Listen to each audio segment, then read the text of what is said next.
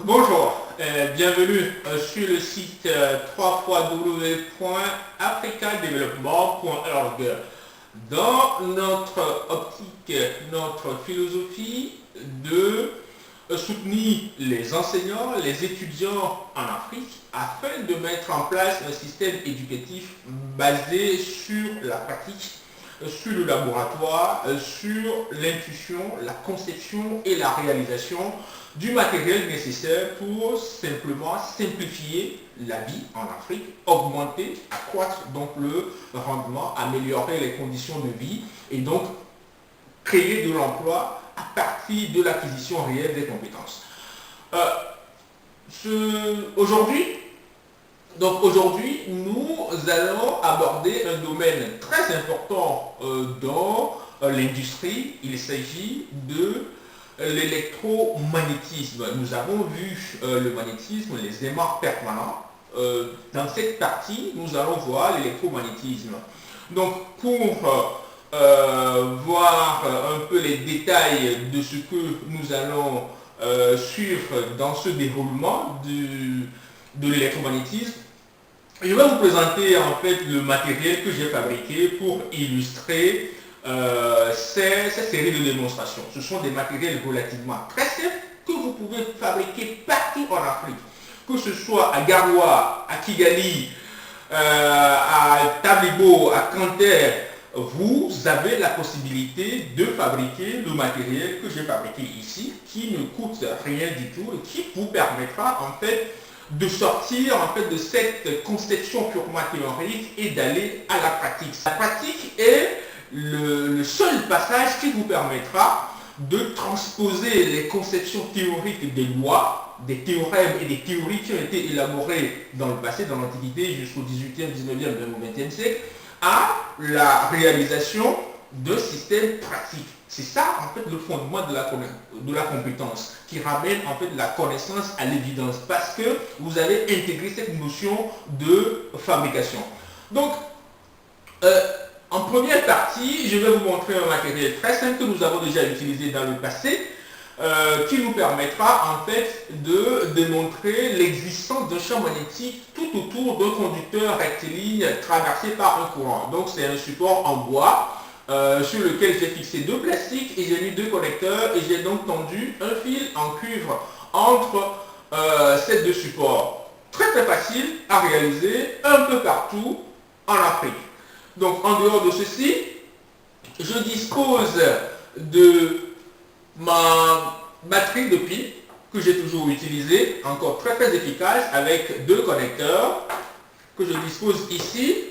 J'ai fabriqué également une spie avec un support. Donc j'ai un support en bois très simple à réaliser chez vous et j'ai fixé donc deux connecteurs. J'ai donc relié un fil de cuivre que j'ai façonné en fait ici, constituant une spie évidemment isolée et donc j'ai dénudé un tout petit peu en bas pour les fixer sur le connecteur. Donc j'ai une spie circulaire, très très facile à réaliser. Je dispose de deux aiguilles aimantées, ce sont des petites boussoles sur support, donc je dispose d'eux.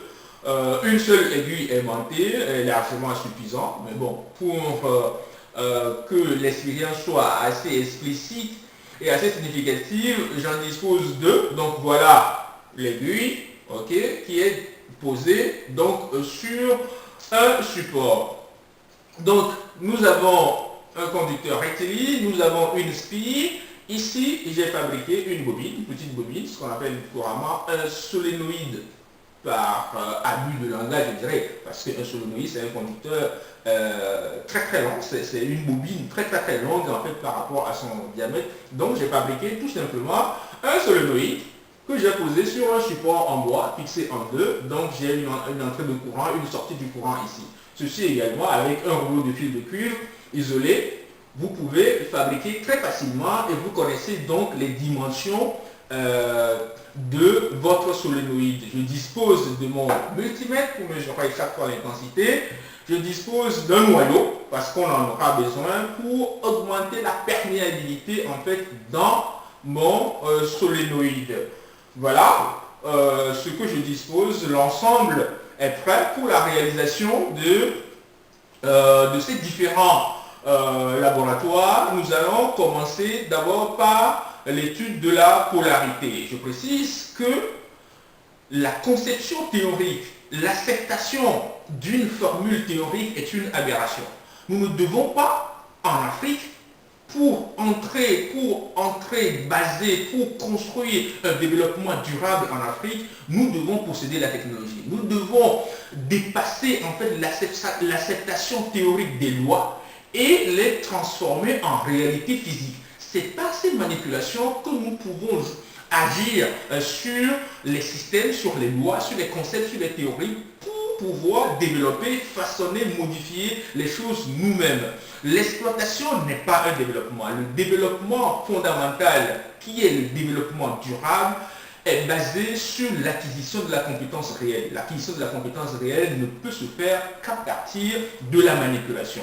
Alors, mesdames et messieurs, je vous invite en fait à fabriquer, à concevoir tous ces petits matériels un peu partout à Lubumbashi, à N'Djamena, à Port-Boué, pour pouvoir réaliser les manipulations afin que les étudiants africains apprennent à fabriquer, à concevoir et à réaliser ce dont nous avons besoin.